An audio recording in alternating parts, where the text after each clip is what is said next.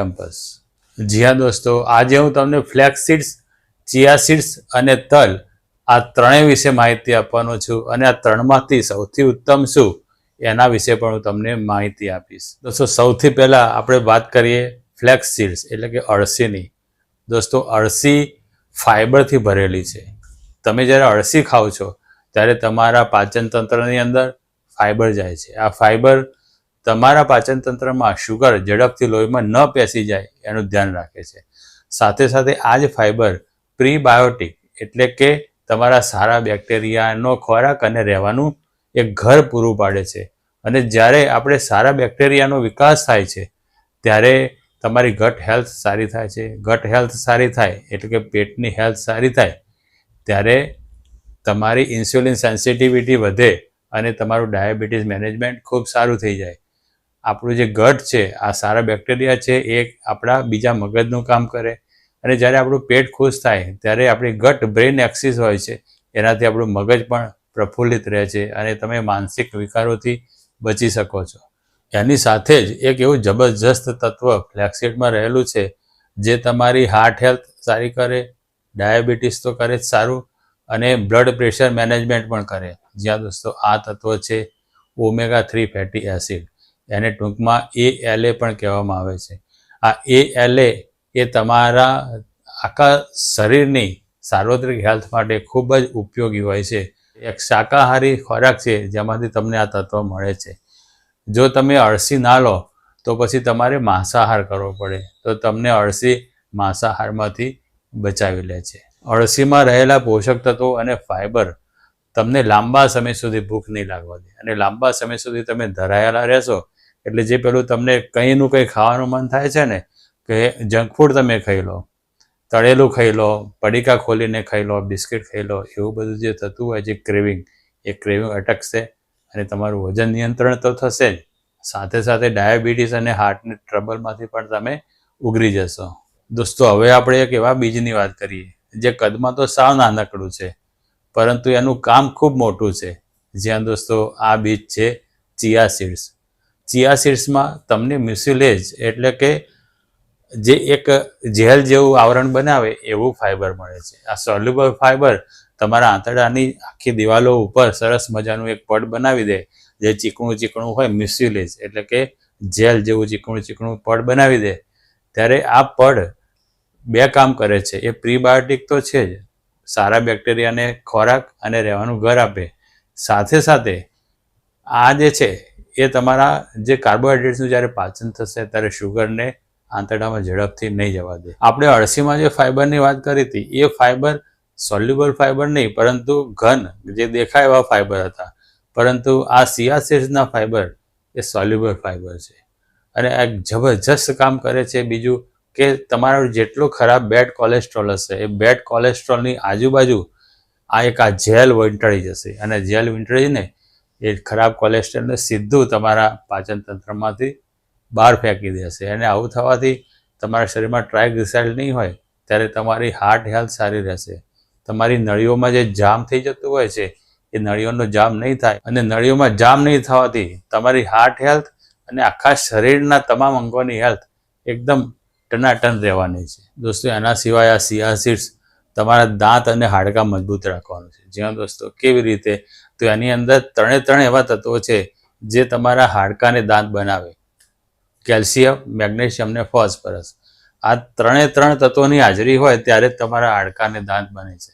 તો આ ત્રણ તત્વો તમને આપી દે છે અને તમારા દાંત હાડકાનું રક્ષણ કરે। મોટી ઉંમરે જે તમને સ્નાયુઓ અને હાડકાના દુખાવા થતા હોય છે, દાંત પડી જવાની સમસ્યા થઈ જાય, ડાયાબિટીસની સાઈડ અસરોમાં આ બધું ખૂબ વધી જતું હોય છે।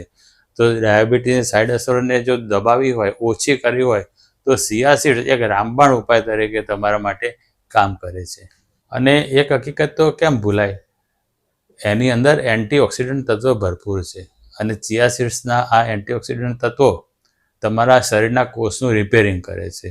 એટલે મોટી ઉંમર, વધતી ઉંમર અને ડાયાબિટીસ એમાં જે તમારા કોષનું ધોવાણ, ખવાણ, બગાડ થતો હોય એ બગાડને રિપેર કરી આપે અને તમારા કોષ રિપેર થવાથી તમે યુવાન દેખાવ છો, તમારી ઉંમર હોય એના કરતાં તમે નાના દેખાવ છો।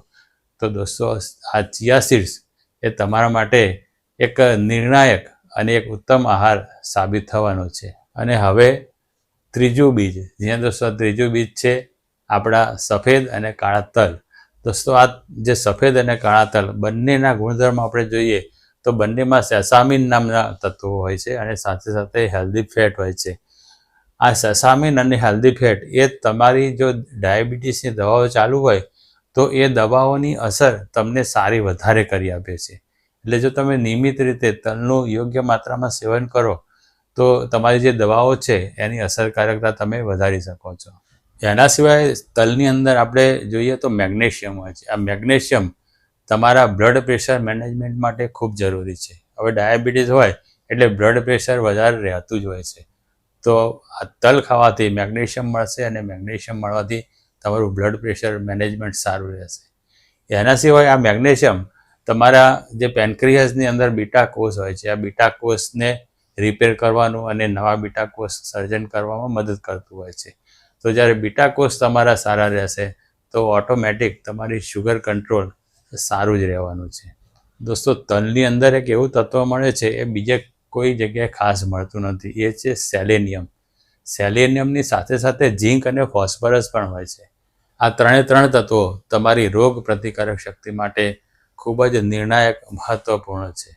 એટલે તલ જો તમે યોગ્ય માત્રામાં ખાઓ તો તમારી રોગ પ્રતિકારક શક્તિ તમે વધારી શકો છો અને ડાયાબિટીસમાં જે રોગ પ્રતિકારક શક્તિ ઓછી થઈ જતી હોય છે એને તમે લેવલ ઉપર લાવી શકો છો. દોસ્તો તલ એ કેલ્શિયમ અને હેલ્ધી ફેટ્સનો ઉત્તમ સ્ત્રોત છે. આ બંને વસ્તુ તમારા સાંધાના દુખાવામાં ખૂબ મદદરૂપ થાય છે. તલનું હેલ્ધી ફેટ તમારા સાંધામાં ઓઇલિંગ કરે છે અને કેલ્શિયમ એ તમારા હાડકાને મજબૂત કરે છે. તો આ બંને વસ્તુ છે એ તમારા હાડકાના દુખાવા, સાંધાના દુખાવા, મોટી ઉંમર અને ડાયાબિટીસની થતી આખી બધી સાઈડ અસરો આ બધાને રિવર્સ કરી આપે છે અને તમને તંદુરસ્ત, હરતા ફરતા, દોડતા રાખે છે. આગળ હું તમને બતાવીશ કે આ ત્રણમાંથી સૌથી ઉત્તમ તમારા માટે શું રહેશે, પરંતુ એ પહેલાં આપણે જોઈ લઈએ કે આ ત્રણ વસ્તુઓ આપણે કેવી રીતે સેવન કરવી જોઈએ. સૌથી પહેલાં આપણે એ જોઈએ કે સિયા સીડ્સનો સારામાં સારો લાભ તમે કેવી રીતે લઈ શકો. તો સિયા સીડ્સ તમારે સવારે લેવાના છે અને કેવી રીતે લેવાના છે, તમારે 1 કે 1.5 ચમચી 2 ચમચી સિયા સીડ્સ એક ગ્લાસમાં કે એક બાઉલમાં પાણીમાં પલાળવાના છે અને તમારે રાહ જોવાની છે 20 થી 30 મિનિટ. આ 20 થી 30 મિનિટમાં એક સરસ મજાનું જેલ જેવું આવરણ દરેક બીજના આજુબાજુ થશે અને આખું જેલ જેવું તમને એક પ્રવાહી મળશે.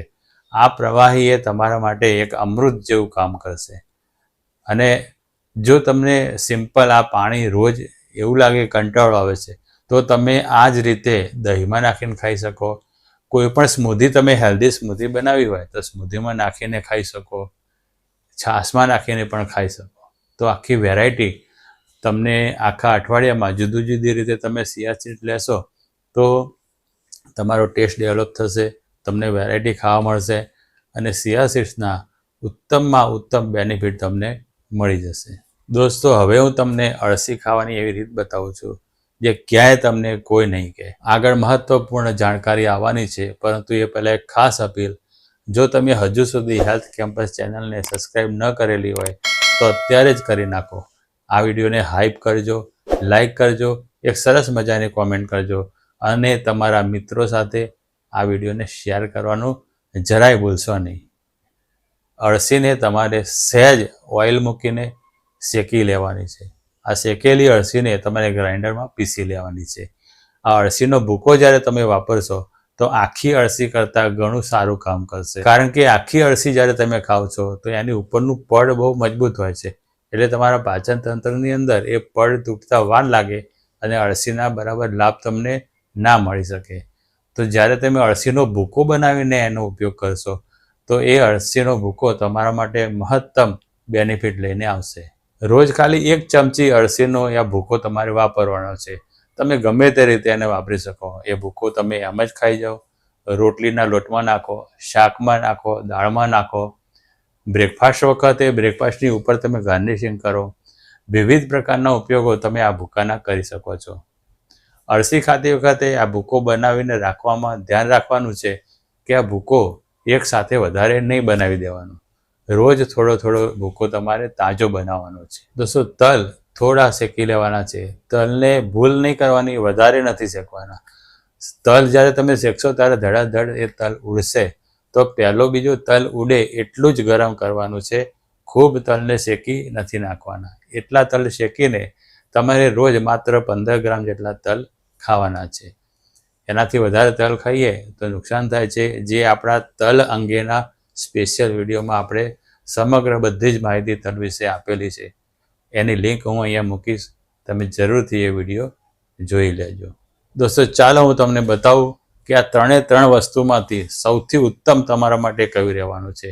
તો દોસ્તો આ 3 વસ્તુમાંથી સૌથી ઉત્તમ વસ્તુ છે ચિયા સીડ્સ. જ્યાં દોસ્તો ચિયા સીડ્સ તમને જબરજસ્ત સૌથી વધારે બેનિફિટ આપવાનું છે. ચાલો જોઈએ ચિયા સીડ ખાતી વખતે તમારે કઈ ભૂલો નહીં કરવાની. સૌથી પહેલી ભૂલ તમારે એ કરવાની નથી કે ચિયા સીડ્સને તમારે એકલા નથી ફાંકવાના, પાણીમાં પલાળ્યા વગર નથી ફાંકવાના.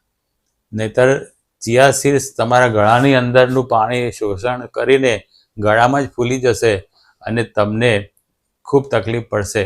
બીજી ભૂલ આપણે કરતા હોઈએ છીએ કે ચિયા સીડ્સ ખાધા પછી આપણે દિવસ દરમિયાન પાણી ઓછું પીતા હોઈએ છીએ. તો દોસ્તો તમારે પાણી ભરપેટ પીવાનું છે.